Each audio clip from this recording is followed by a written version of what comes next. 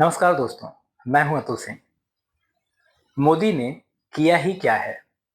तो भाई, तुम नहीं समझ पाओगे, क्योंकि अगर डेवलपमेंट का मतलब तुम्हारे लिए सिर्फ कोई नई बिल्डिंग या इनॉग्रेशन है, तो शायद वो ट्रांसफॉर्मेशन दिखाई ही नहीं देगा जो पिछले एक डिकेड में बैंक अकाउंट से लेकर highways, airports, electricity, tap water और डिजिटल पेमेंट तक हुआ है। और पहले एक बात क्लियर कर लो, मोदी गवर्नमेंट की क्रिटिसिज्म बिल्कुल होनी चाहिए। Employment, education, health care, inequality, pollution, agriculture, हर इश्यूज पर सवाल पूछो।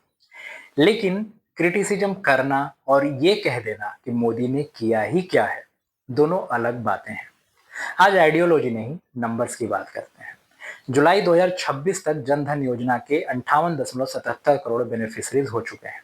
इन अकाउंट्स में लगभग 3.12 लाख करोड़ डिपॉजिट्स थे और करीब 32.75 करोड़ बेनिफिशरीज वोमेन है।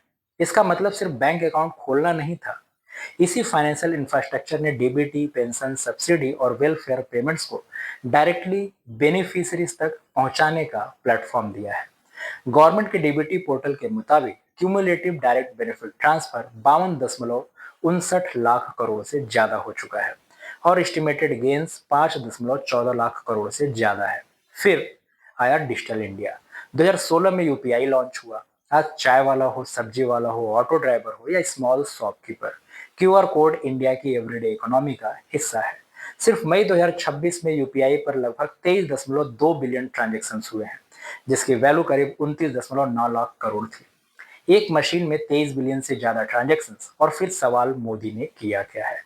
भाई, तुम नहीं समझ पाओगे, क्योंकि ट्रांसफॉर्मेशन कभी पार्लियामेंट में नहीं, चाय की दुकान पर लगे क्यूआर कोड में दिखती है। एनर्जी देखो, 2014 में इंडिया की रिन्यूएबल एनर्जी कैपेसिटी करीब 76 गीगावाट थी। जून 2026 तक ये 288 गीगावाट से ज्यादा हो चुकी है।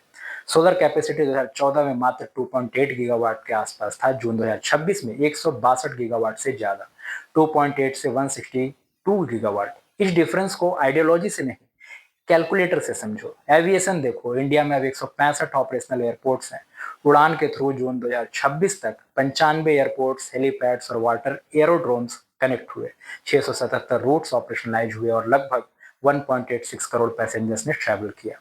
और इंफ्रास्ट्रक्चर का मतलब सिर्फ एयरपोर्ट नहीं, हाईवेज देखो, एक्सप्रेसवे देखो, रेलवे इलेक्ट्रिफिकेशन देखो, dedicated freight corridors, metro networks और पोर्ट्स देखो। डेवलपमेंट का मतलब इकोनॉमी की स्पीड बढ़ाना है। जब ट्रैवल टाइम और लॉजिस्टिक कॉस्ट कम होते हैं तो उसका इम्पैक्ट सिर्फ पैसेंजर पर नहीं, पूरी इकोनॉमी पर पड़ता है। फिर बेसिक डिग्निटी की तरफ आओ। टॉयलेट्स किसी मिडिल क्लास फैमिली को अचीवमेंट नहीं लगेगा, बैंक अकाउंट अचीवमेंट नहीं लगेगा, एलपीजी सिलेंडर अचीवमेंट नहीं लगेगा, घर में नल से पानी अचीवमेंट नहीं लगेगा, इलेक्ट्रिसिटी कनेक्शन अचीवमेंट नहीं लगेगा। लेकिन जिस फैमिली के पास ये चीजें नहीं थी, उनसे पूछो कि डेवलपमेंट क्या होता है। इसीलिए डेवलपमेंट सिर्फ जीडीपी ग्रोथ नहीं है, डेवलपमेंट डिग्निटी भी है। Toilet, bank account, electricity, gas, tap water, house, digital identity, direct benefit, internet, road connectivity और मोदी एरा को समझना है तो एक वर्ड समझो, स्केल। स्कीम्स पहले भी थी, रोड्स पहले भी बनते थे, बैंक अकाउंट पहले भी खुलते थे। इंडिया 2014 में जीरो पर नहीं था, हर गवर्नमेंट का कंट्रीब्यूशन रहा है। लेकिन 2014 के बाद मॉडल इंक्रीजिंगली बना है स्केल, टेक्नोलॉजी, डायरेक्ट डिलीवरी और इंफ्रास्ट्रक्चर का। बैंक अकाउंट को आधार और मोबाइल इकोसिस्टम से जोड़ो, वेलफेयर को डीबीटी से जोड़ो, मर्चेंट को यूपीआई से जोड़ो, विलेज को रोड से जोड़ो, हाउस होल्ड को टैप वाटर से जोड़ो, टीयर 2 और टीयर 3 सिटीज को एयरपोर्ट से जोड़ो। एनर्जी सिस्टम में रिन्यूएबल कैपेसिटी को एग्रेसिवली एक्सपैंड करो। क्या सब कुछ परफेक्ट है? नहीं। क्या अनएम्प्लॉयमेंट का इशू खत्म हो गया? नहीं। क्या हेल्थ केयर और एजुकेशन में और काम चाहिए? बहुत ज्यादा। क्या गवर्नमेंट को क्वेश्चन करना चाहिए? 100%। लेकिन क्वेश्चन फैक्ट्स पर करो ना, एम्प्लॉयमेंट पर करो, पर कैपिटा इनकम पर करो, मैन्युफैक्चरिंग जॉब्स पर करो, पॉल्यूशन पर करो, फार्म प्रोडक्टिविटी पर करो। अरे हेल्थ केयर स्पेंडिंग पर भी करो, एजुकेशन क्वालिटी पर भी करो। लेकिन कैजुअली जो बोल देते हो कि मोदी ने किया ही क्या है, तो ये क्रिटिसिज्म नहीं है, ये डेटा को इग्नोर करना है। 58.77 करोड़ जनधन बेनिफिशरीज, 52 लाख करोड़ से ज्यादा क्यूमुलेटिव डीबीटी, एक महीने में 23 बिलियन से ज्यादा UPI transaction, renewable capacity 76 gigawatt से 288 गीगावाट, सोलर 2.8 से 162 गीगावाट, 165 ऑपरेशनल एयरपोर्ट। आप मोदी को पसंद मत करो, उनकी आइडियोलॉजी को अपोज करो, उनकी पॉलिसीज को क्रिटिसाइज करो।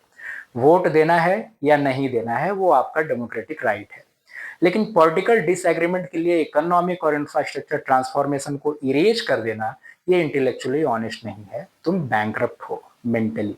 इसलिए अगली बार कोई बोले मोदी ने किया ही क्या है तो उससे लड़ना मत। बस कहना भाई मोदी को पसंद करना कंपलसरी नहीं है, लेकिन इंडिया में क्या बदला है ये जानने के लिए नैरेटिव नहीं डेटा खोलो। क्योंकि किसी भी प्राइम मिनिस्टर का असेसमेंट भक्ति से नहीं होना चाहिए, नफरत से भी नहीं। असेसमेंट डेटा से होना चाहिए। और इतना डेटा सामने होने के बाद भी अगर सवाल वही है कि मोदी ने किया ही क्या है तो भाई तुम नहीं समझ पाओगे। धन्यवाद।